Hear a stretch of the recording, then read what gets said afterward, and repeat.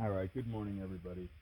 So today is day 8 of creating an original Bob Proctor style speech until somebody hires me to speak. Oh yeah, at least 8 minutes long.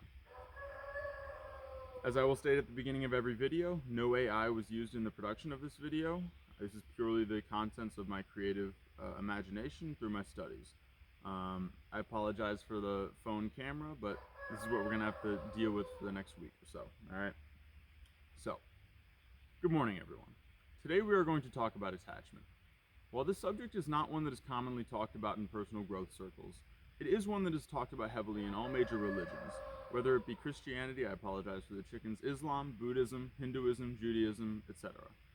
In Islam, scholars relate this concept to the Shahada, or declaration of faith. In essence, it is about focusing on God as the only object of worship, or thing of worship, rather than idols, other people, drugs, work, money, etc.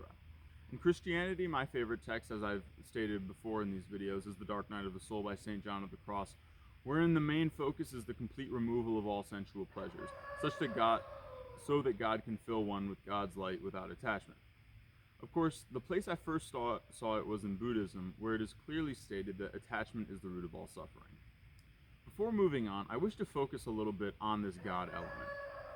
This is because I also think that God is possibly underappreciated in a lot of spiritual circles or personal growth circles, although it does seem to be a concept we're hearing more and more these days. First, let me say that I come from a Christian family, and I became atheist as a young man, and for whatever reason I returned to this concept of God. Not as a Christian, but as, a spiritual person who has faith in a higher power.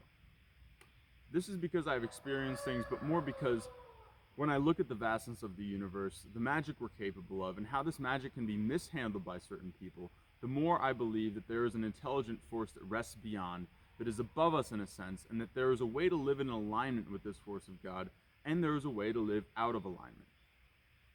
For me, I must say that attachment is the root of my suffering, and attachment is the way away from God. Attachment is a sure path to eventual disintegration due to my belief that the higher vibrations require non-attachment in order to operate in an orderly way. Attachment will make us do crazy things, the same way a strong attraction to another person can make a man into a savage beast. Napoleon Hill states this in chapter 11 of Think and Grow Rich, The Mystery of Sex Transmutation, essentially describing the difference between love and lust. Love, in its purest form, is free of attachment. In principle, this means that whatever things come and go your way, you give them love and you do not try to chase them. You don't try to hold on. My favorite story of death is that of Khalil Gibran, the great author who wrote The Prophet, among other things, and was also an acclaimed artist and poet. He was a troubled man despite his genius, and had a hard time reconciling his philosophies with the physical world. He was sort of a perfectionist in a sense, and viewed himself as impure in my opinion. His closest confidant or friend was Mary Haskell. She met him when she had just moved to America and started exhibiting art. She was with him throughout his journey and saw his health eventually degrade, perhaps understanding the spiritual component to his illness. At the occasion of his funeral, she was said to have a smile on her face. Not like a beaming, but like a peaceful smile. She knew that her friend was now free of his suffering and rejoiced in his life. She knew that it was his time and she didn't try to hold on. Excuse me, sir. Hey. Hey, you guys have power, right? Now we do. Okay, so it went back on? Yeah, I didn't, I it must can't have even gone call out it here a while I line. was out here doing this. Okay, because I saw the fuses closed. That was probably open before. Yeah, I don't know what happened. I was sleeping. It probably went off around 3:30, 4. Yeah. Yeah, The signal's tough out here. it was weird when I woke up. I was like, how did I lose power? Do you have any idea what happened? You couldn't find anything unless the lineman I got out here. We try to talk back and forth, but there's so many dead spots. Yeah. I can't talk to him. It's a big circuit. But then I just went out and I saw the fuses closed. So maybe I missed when he closed it. Interesting. And I was we checked the meters and they saw you had lights on. Sorry about it. No worries, man. Thank you. Have a good day. All right.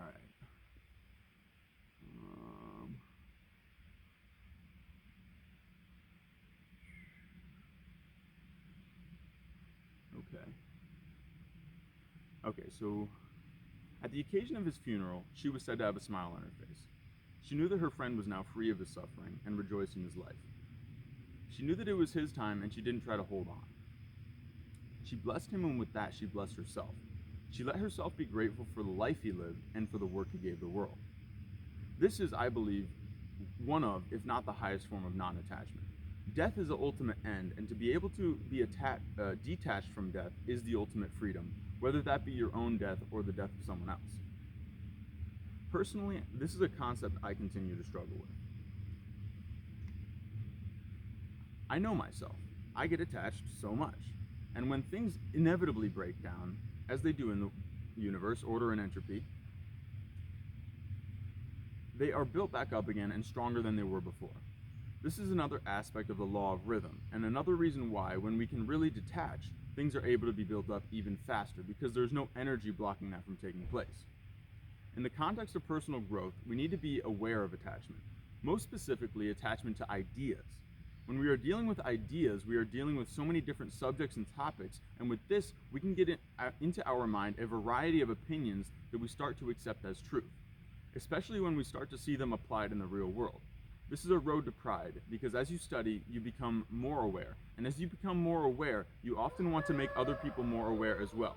You want to force your beliefs onto other people, maybe subconsciously or consciously even. For me, it's been both in the past. I definitely started out as a conscious person that wanted to force my ideas onto other people, whether that be politically, economically, spiritually, emotionally, physically, just every way, And I do think that's kind of a natural path of reaching for more and everything.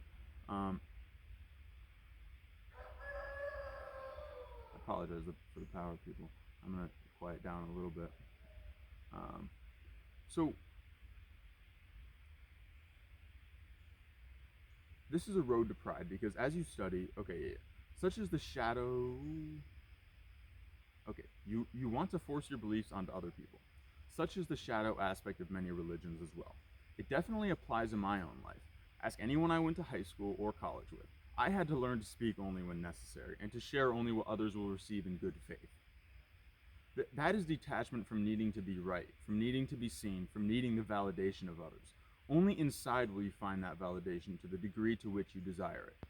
Only inside can you free yourself from attachment to life and fear of death, because if you are clean inside and living your purpose, there can only be the right time to go.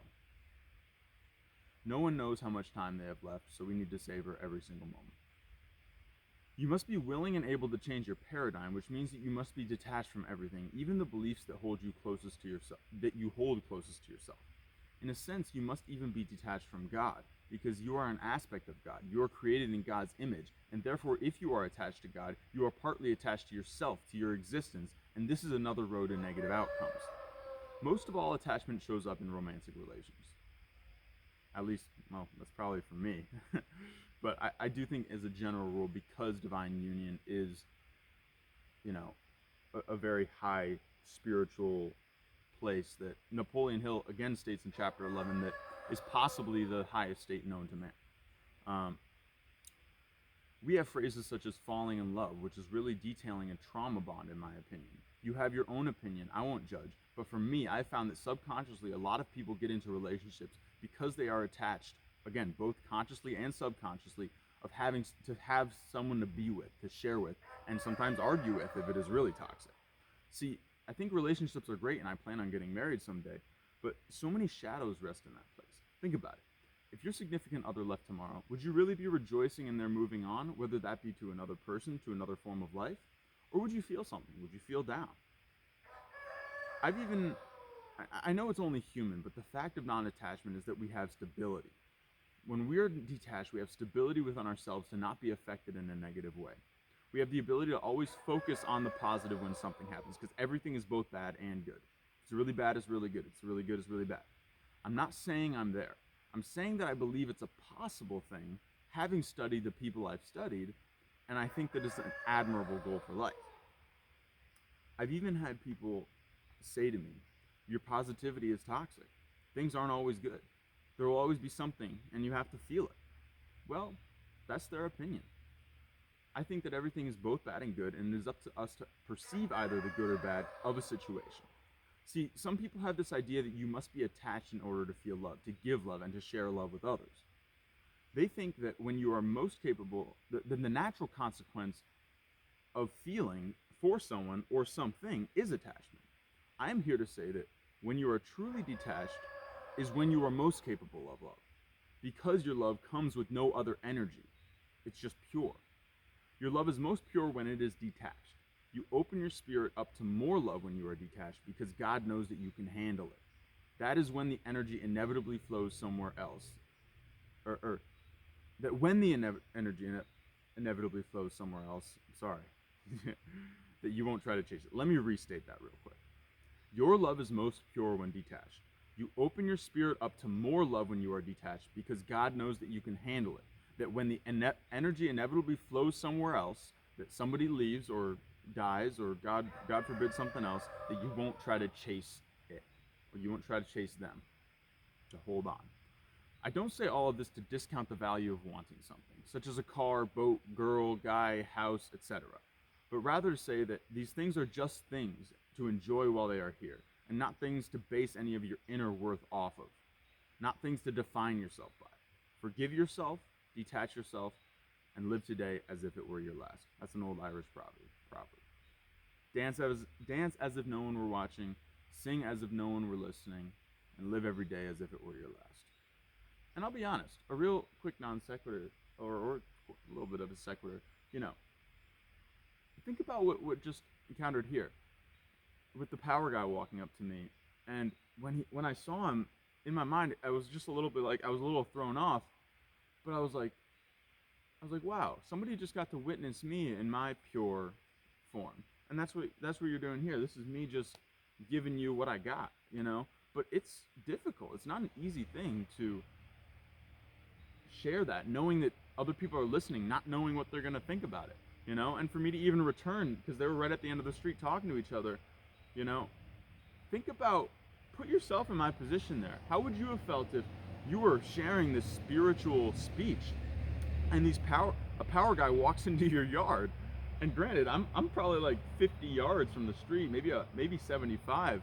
He walked all the way up here, and I was in the middle of this video. Would you feel self-conscious? Would you be like, oh, And I was a little like that too, but I did pretty well. I was pretty happy with myself there, actually. So, anyways, heading out for vacation, but I will be posting 8-minute videos on my phone, doing my thing, and I'll catch y'all in the next one. All right. I know this was a long one, but thanks for bearing with me.